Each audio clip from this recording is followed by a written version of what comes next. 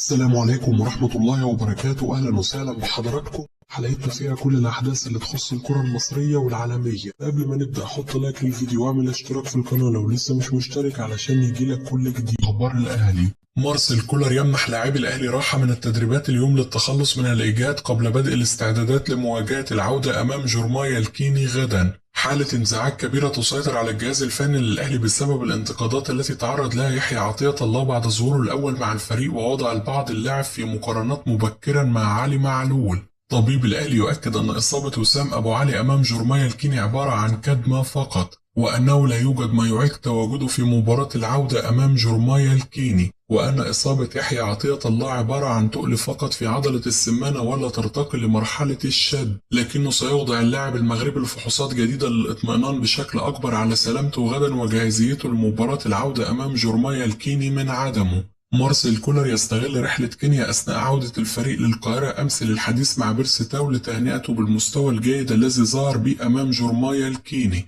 والتأكيد للاعب بأن هذا هو المستوى الذي ينتظر منه دائما، وأنه يعلم جيدا أن لديه أفضل من ذلك أيضا، لكنه طلب رحيله مؤخرا بسبب تراجع مستواه بشكل حاد نهاية الموسم الماضي وعدم تركيزه في التدريبات وسياسة لوي البوز الذي كان يلجأ لها حينما يتم استبداله أو يخرج من القائمة لأي سبب، رغم أنه من حق المدير الفني أن يفعل ما يريد وما يراه مناسب، خصوصا حينما يصبح اللاعب في حالة عدم تركيز وينشغل بأمور أخرى خارج الملعب. واللاعب الجنوب أفريقي يعد المدرب بتقديم أفضل ما لديه الفترة القادمة ويتفق معه على فتح صفحة جديدة. مارسيل كولر يحذر لاعبي الأهلي من الاستهتار بمواجهة العودة أمام جورمايا الكيني بعد الفوز بثلاثية ذهابا، ويطالبهم بضرورة التعامل مع اللقاء بكل جدية لتحقيق فوز جديد. كولر يعيد مشاهدة مباراة جورمايا الكيني مجددا لوضع يده على كل السلبيات لمعالجتها قبل مواجهة العودة ومواجهة الزمالك في السوبر الأفريقي رغم إضاعة فرص محققة للتسجيل. مارسيل كولر يشيد بطاهر محمد طاهر والمستوى الذي ظهر به في مواجهة جورمايا الكيني.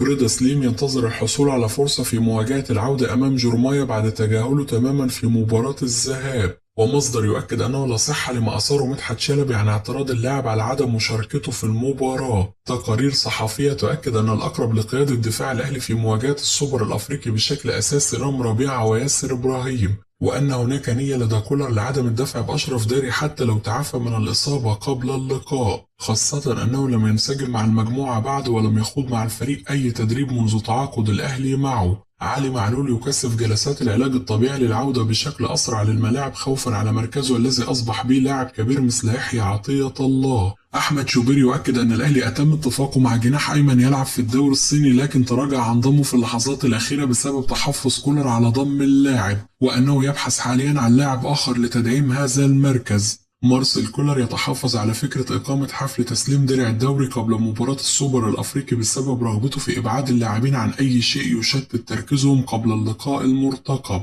طبيب نادي الزمالك يطمئن جوميز ويؤكد له أنه لا يوجد ما يمنع تواجد محمد شحاتة مع الفريق في السوبر الأفريقي. الكابتن محمود الخطيب يستقر على إسناد مهمة رئيس بعثة الفريق في رحلة المملكة العربية السعودية لخوض مباراة السوبر الأفريقي لمحمد الغزاوي عضو مجلس الإدارة. كولر يحدد 25 سبتمبر الجاري موعدا للسفر إلى المملكة العربية السعودية بطائرة خاصة لخوض مباراة السوبر الأفريقي هناك 27 سبتمبر. اللجنة المسؤولة عن تنظيم السوبر الأفريقي بين الأهلي والزمالك تستعد للإعلان عن تخصيص جائزة لرجل المباراة وزيادة مكافأة التتويج باللقب، بعد حديث حارس بيراميدز الأخير عن مخالفة الأهلي لمبادئه عندما تعاقد مع إمام عاشور. إمام عاشور يتهم شريف إكرامي بالبحث عن اللقطة والترند بسبب الزج باسمه في كل ظهور تلفزيوني له. الاتحاد السكندري يؤكد أنه أتم التعاقد مع محمد مغربي مدافع الأهلي بشكل نهائي، وأنه يحق للأهلي استرداد اللاعب بعد أول موسم في حال الحاجة إليه. الفيفا يرسل دعوة رسمية لمارسيل كولر وجوارديولا وأنشيلوتي لحضور قرعة كأس العالم للأندية المقرر إقامتها في الولايات المتحدة الأمريكية. تفكير اتحاد الكرة في تعيين وجيه أحمد رئيسا للجنة الحكام أو إبراهيم نور الدين أو جمال الغندور يؤكد أننا أمام أشخاص تريد تكرار دور الاحتواء مجددا،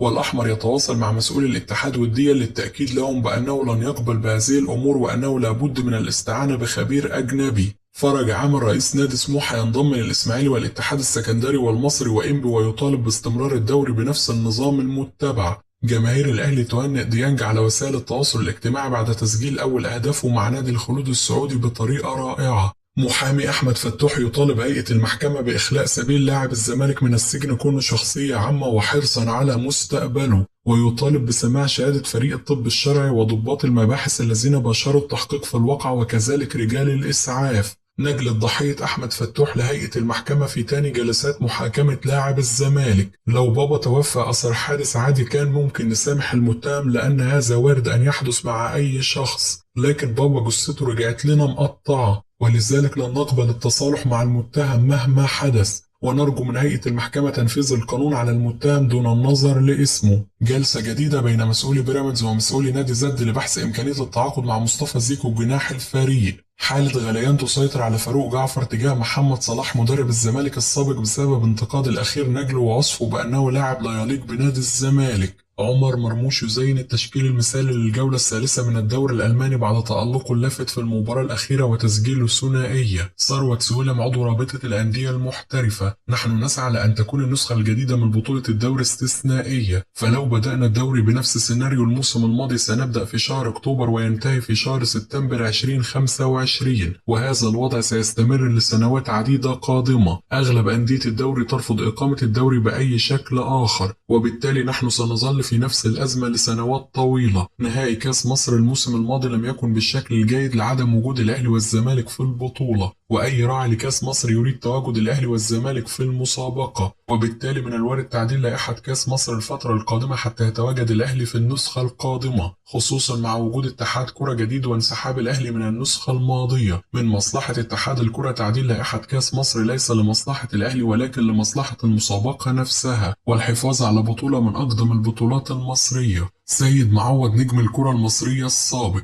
الأهلي حقق فوز جيد جدا أمام جورمايا الكيني في بداية مشواره بدوري أبطال أفريقيا، واللاعبين الدوليين استفادوا من مباريات المنتخب الوطني بالإضافة للتدريبات الجماعية في النادي. بداية الأهلي طبيعية جدا، ويحيى عطية الله لاعب جيد ولا يزال في حاجة لمزيد من الوقت، وأتمنى عدم مقارنته مطلقا بعلي معلول، فكل لاعب له مميزات. معلول لديه ميول هجومية بنسبة 80% وتأقلم مع نجوم النادي الأهلي، ولا يجب مقارنته مطلقا بلاعب جديد على الفريق، ولكن الانطباع الأولي عن يحيى عطية الله جيد. في أول لقاء يحيى عطية الله لاعب جيد جدا ولديه إمكانيات دفاعية أفضل، بينما علي معلول لديه ميول هجومية مميزة وقادر على التسجيل، ووصل لمرحلة تفاهم كبيرة مع لاعبي الأهلي. بيرسي تاو لاعب جيد جدا ولديه حلول رائعة، والمشكلة في الاستمرارية على مدار الموسم، والأزمة في الموسم الماضي كانت بعد أفريقيا فلم يكن مؤثر بالدرجة الكافية، لكن الموسم قبل الماضي كان له تأثير كبير في صناعة وتسجيل الأهداف. ومباراة الأهلي ضد جورمايا ستكون بداية جيدة، وهي ميزة بالنسبة له من أجل التجديد أو الرحيل لفريق آخر براتب جيد، والأفضل أن يستغل الموسم الحالي في التألق والظهور بمستوى طيب، ووجوده في الأهلي شيء جيد وأفضل من ضم صفقة جديدة في الوقت الحالي. أعتقد كولر سوف يدفع بأشرف داري على حساب حالته في التدريبات، ولو كان المدافع المغربي جاهز بنسبة 100% سوف يدفع به في اللقاء السوبر الأفريقي، والأمور ستكون مختلفة أمام نادي الزمالك، ولكن أعتقد لو كان داري جاهز للعب سوف يشارك في هذه المواجهة. طاهر محمد طاهر لاعب جيد جدا، ومشكلته أن أرقامه لا تتناسب مع مركز الجناح في النادي الأهلي، والمقارنة صعبة مع أي لاعب آخر في مركزه داخل النادي. محمد الشناوي عاد لمستواه الطبيعي مع النادي الأهلي، وبالتأكيد أي لاعب يبتعد لفترة بسبب الإصابة مستواه يتأثر ثم يستعيد مستواه تدريجيا. وسام أبو علي يقدم مستوى جيد منذ الموسم الماضي، والأهلي فارق بشكل كبير جدا عن أي فريق في القارة، ولذلك هو الوحيد الذي ظهر بشكل مميز وقوي من أول مباراة في الموسم بعكس كل المنافسين. كده تكون انتهت أخبارنا، أشوفكم على خير في حلقة جديدة.